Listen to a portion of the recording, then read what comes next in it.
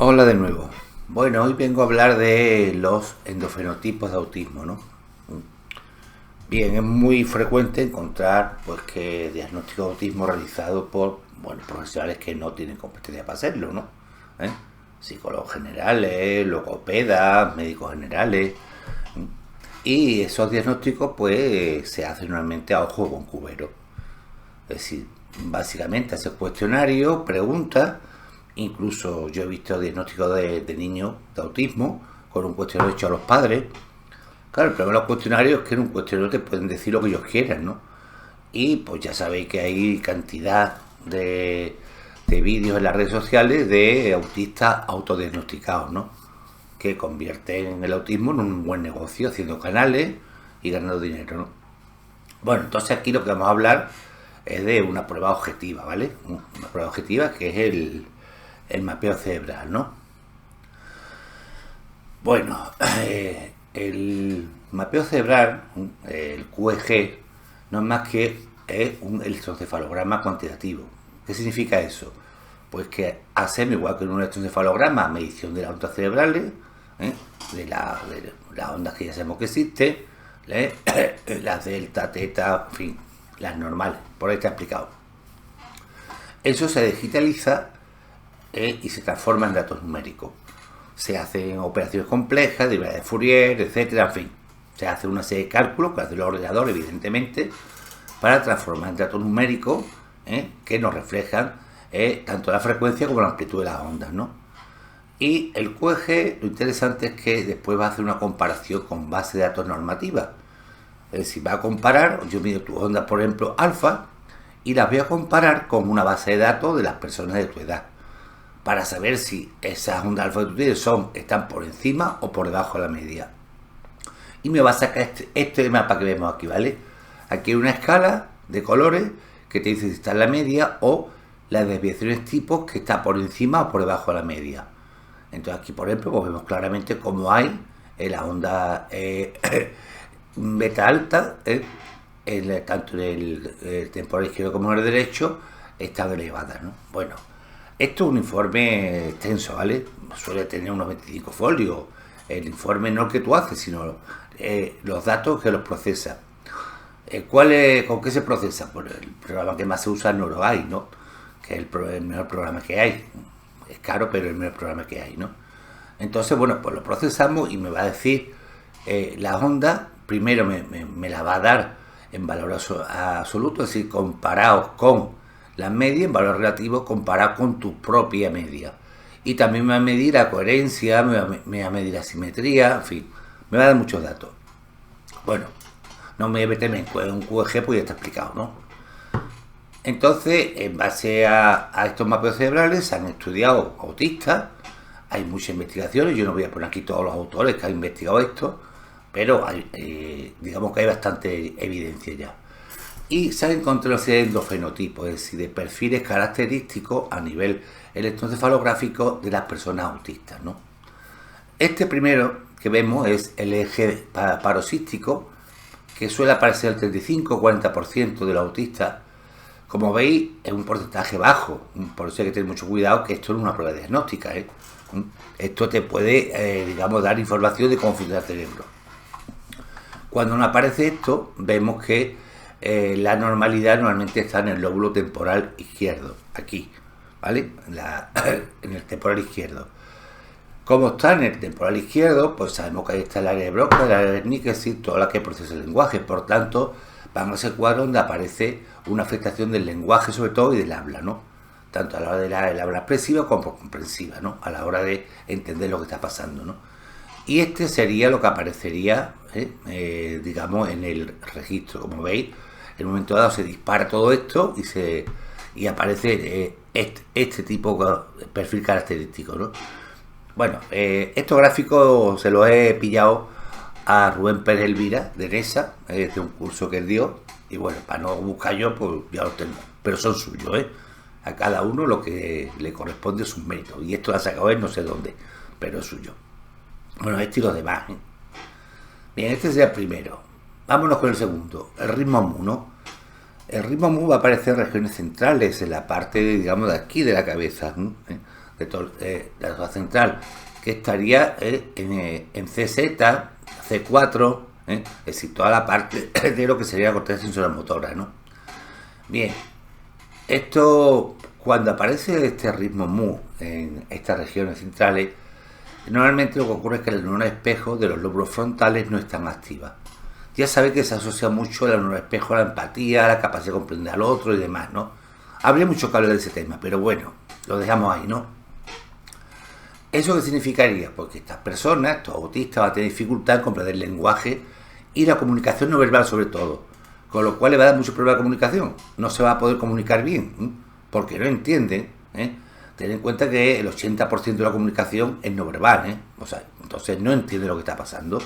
Por eso, digamos, tienen conducta impulsiva, incluso agresiva, porque hay una sobreestimulación, no entender nada, ¿no? Y aquí, como veis, pues bueno, aparece, como decía, en las zonas centrales, en C4 y demás, aparece ese ritmo mu, ¿no? El fenotipo 3, la I beta o beta alta elevada, ¿no? Esto se muestra como ráfaga de beta, es decir, ¡pum!, de pronto aparece un montón de betas, ¿no? ¿Y qué es lo que vamos a encontrar? Pues si se da en el área sensorial, hay una hipersensibilidad sensorial, eso de que le molesta mucho los ruidos, que no soporta los cohetes, los ruidos fuertes, que, digamos, se disparan ahí, ¿no? Hay una impulsividad y explosividad si está en el frontal derecho, ¿vale? En la parte de aquí, del frontal derecho, ¿vale? ¿Por qué? Porque, bueno, está más relacionado con el afectivo, entonces son personas impulsivas, explosivas, incluso agresivas, ¿vale? Y si está en el corte cingulado, es decir, en la parte esta central, lo que encontraremos serán obsesiones y compulsión. Son personas muy obsesivas, muy compulsivas, con muchos rituales, ¿vale? Es decir, todo esto da información de cómo funciona esa persona, evidentemente. Después tenemos el endofenotipo 4, que es disregulación de la coherencia. Aquí, ¿qué es lo que encontramos? Una hiperconectividad en las regiones frontotemporales, o una hipoconectividad en región orbitofrontal. Esto, la coherencia la vamos a ver aquí, o sea, las rayas rojas serían hipocoherencia y la raya roja es hipercoherencia y las azules hipocoherencia, ¿no? Entonces vamos a ver, por ejemplo, aquí cómo se está dando, es decir, una hipoconectividad en la parte, sobre todo, de la parte más occipital, ¿no? Bueno, pues aquí, si está en la región frontotemporal, pues vamos a tener una serie de problemas, y si está en la parte orbitofrontal, pues aparecerán otros que no me quiero meter en explicarlos todos, ¿no? Solamente estoy hablando de perfiles, ¿no? Eso hay que dedicarle tiempo a explicarlo, ¿no? Bien, después tenemos el endofenotipo 5, exceso de delta, ¿vale? Las ondas delta son ondas lentas de 1 a 4 hercios, son las que producimos cuando estás dormido, con lo cual lo que vamos a tener es un enlentecimiento cortical. Depende donde aparezca el exceso de delta, como veis aquí el exceso de delta estaría aquí en la parte roja, depende donde aparezca ese exceso, vamos a tener, digamos, un tipo de conducta u otro. Habitualmente, conducta impulsiva o inatención. Y cuidado que esto se puede confundir con el TDAH, ¿vale? La dificultad de atención y concentración de un autista no es un TDAH. Eso yo tengo autismo, TDAH, TLP, pues me meten ahí de todo, ¿no? No, es que hay síntomas en el autismo que también son los que se dan en el TDAH. Pero el TDAH se va a diferenciar muy bien porque el índice monoastral lo clava en 94% de fiabilidad, porque lo que aparecen no son ondas delta, son ondas teta elevadas en los prefrontales y las beta disminuidas. Por tanto, el perfil es distinto a nivel electroencefalográfico, no se va a confundir, aunque en el síntoma aparezca lo mismo, ¿no? Y por último tenemos el bajo voltaje, ¿sí? Las ondas, digamos, están muy, muy cortitas, ¿vale? Entonces, normalmente el perfil está dominado por ondas lentas y el voltaje, digamos, la amplitud sería esto, ¿no? La onda puede ser más alta o, como veis, la frecuencia es la misma porque son los circos por segundo, pero la potencia, los microvoltios, la amplitud, es lo que está más bajo. Bueno, esto es lo que se ha demostrado científicamente, no porque yo me lo noto, sino científicamente, sobre el autismo. Si hacemos una prueba cerebral a una persona que dice que es autista y no aparece estos perfiles, yo diría que no lo es, ¿vale? O sea, yo lo tengo claro que no lo es. ¿Por qué? Porque es que se está confundiendo muchos síntomas, ¿eh? Sobre todo los autodiagnosticados. No, no, yo es que soy autista porque lo he leído, vamos a ver. Tú puedes tener problemas en las relaciones con los demás, problemas, digamos, a la hora de entender a los demás, pero puede ser una persona insegura, puede ser una persona con autoestima baja, puede ser una persona fóbica, tener fobias sociales, puede ser una persona depresiva, incluso un trastorno límite de personalidad, puede ser muchas cosas que no es autismo, ¿eh? El autismo es más complejo que es que no me gusta relacionarme con la gente, pues eso puede ser una fobia perfectamente, ¿no? Entonces, hay que ir a intentar ver con datos objetivos, y estos objetivos, porque son microvoltios, es numérico, y esto está hecho en base a investigaciones con un montón de autistas, y hacerle mapeos cerebrales y ver qué hay en común en ellos, ¿no?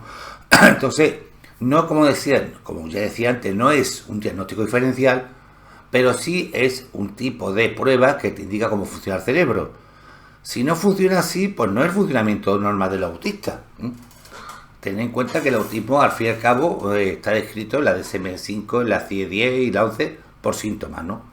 Pero no hay una alteración neurológica, no hay un gen que lo determine. Entonces, claro, eso lleva a que haya mucho autodiagnóstico y mucho diagnóstico erróneo. Tú llegas ahí al médico a decirle, mire usted, a mí me pasa esto, porque lo has leído y has visto vídeos en internet, y el médico va a poner ahí autismo, ¿vale? No, el autismo no se diagnostica así. Bien, yo creo que hay que tener cuidado con estos diagnósticos, porque hay gente que busca el diagnóstico por discapacidades o por otros motivos ya más personales, ¿no? Porque hay gente que quiere ser neurodivergente, como lo llaman, ¿no? No sé neuro qué, porque no hay ninguna diferencia neurológica en un cerebro autista y uno normal. Pero bueno, no me enrollo. Era un poco nada más que hablar de los perfiles, ¿vale? Hasta luego.